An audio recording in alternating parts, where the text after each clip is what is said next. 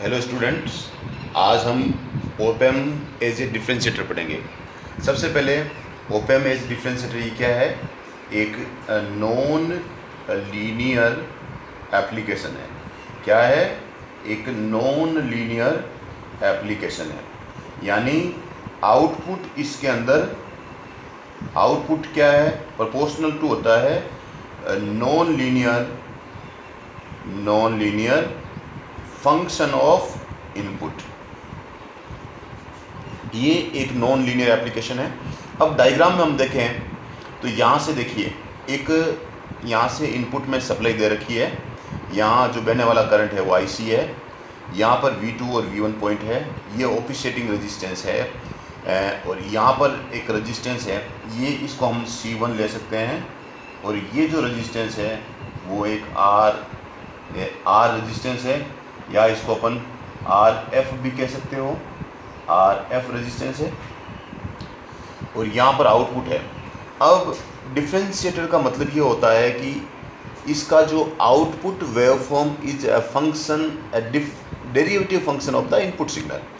Differentiator का मतलब ये होता है कि जो आउटपुट के ऊपर जो वेवफॉर्म आएगी वो इनपुट सिग्नल की डेरिवेटिव फंक्शन होगी। ये हम इस डायग्राम में हम देखेंगे अभी कि ये कैसे डिफरेंशिएटर की तरह काम करता है। अब सबसे पहले क्या करते हैं, हम यहाँ लिखते हैं applying KCL Kirchhoff's current law 8.V2 के अपन केसीएल अप्लाई करते हैं तो इनकमिंग करंट, ये क्या होता है? Incoming current equals to outgoing current होता है। अब यहाँ पर इनकमिंग करंट क्या है? IC बराबर IB प्लस IF होता है। यहाँ से देखें अपन, ये इनकमिंग करंट IC है और आउटगोइंग करंट IF है और IB है। अब इस IC बराबर क्या होगा? IF होगा और IB का मान क्या होगा? 0 होगा। बिकॉज 0 क्यों होगा? Because A is very large और क्या है? V1 और V2 दोनों पॉइंट क्या है?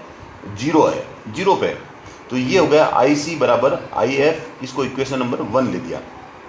अब इस IC का मान निकालें अपन। IC देखें, यहाँ से देखें तो क्या होगा?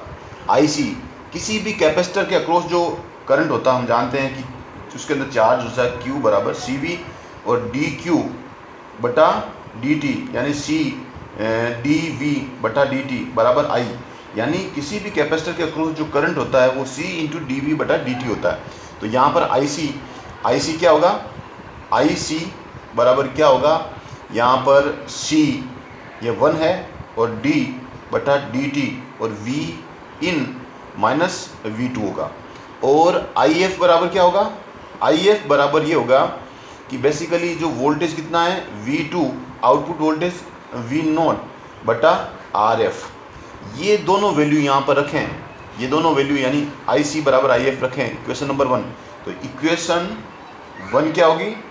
इक्वेशन 1 विल बी क्या होगी?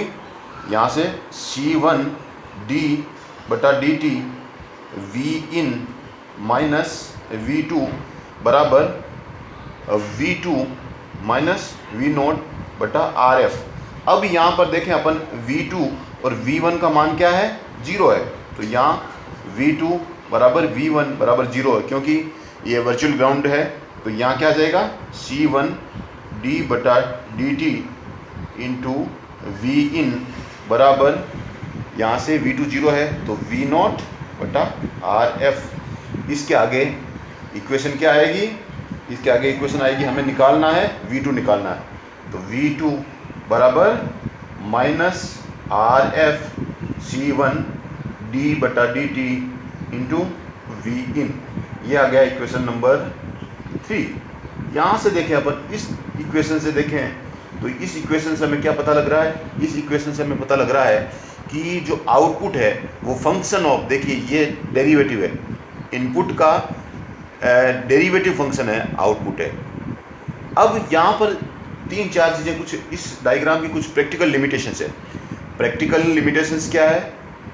प्रैक्टिकल लिमिटेशंस है, 2 लिमिटेशंस है कि वो क्या क्या है? पहली चीज़ कि जो है ये RF बटा जो XC है, ये जो पैरामीटर है, ये देखिए यहाँ पर ये जो पैरामीटर है ये क्या है, ये गेन पैरामीटर है, ये गेन पैरामीटर है। यानी यदि फ्रीक्वेंसी हम बढ़ाएंगे, फ्रीक्वेंसी बढ़ाएंगे तो इसका गेन भी बढ़ेगा। गेन बढ़ने से क्या होगा, ये जो सर्किट है ये सर्किट क्या हो जाएगा, अनस्टेबल हो जाएगा। पहली प्रॉब्लम तो ये आ गई। पहली प्रॉब्लम क्या है कि यहाँ पर RF बटा XC1 है, यानी गेन, यदि फ्रीक्वेंसी बढ़ाएंगे तो गेन भी बढ़ जाएगा। गेन बढ़ने से क्या होगा, सर्किट अनस्टेबल हो जाएगा।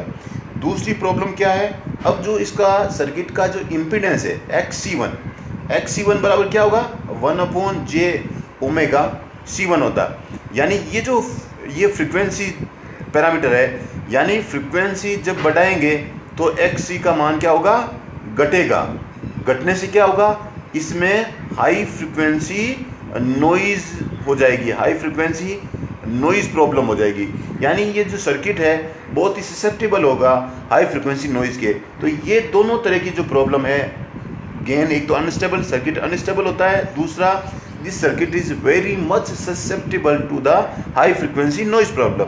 To solve this problem we add 2 component extra into this circuit. अब वो दूसरे कंपोनेंट क्या होंगे, एक इस सर्किट के अंदर हम एक और कैपेसिटर लगा देते हैं इसके ऊपर, और एक इसके साथ इस सर्किट के अंदर हम क्या करते हैं, एक रजिस्टर लगा देते हैं RF, और ये कैपेसिटर लगा देते हैं।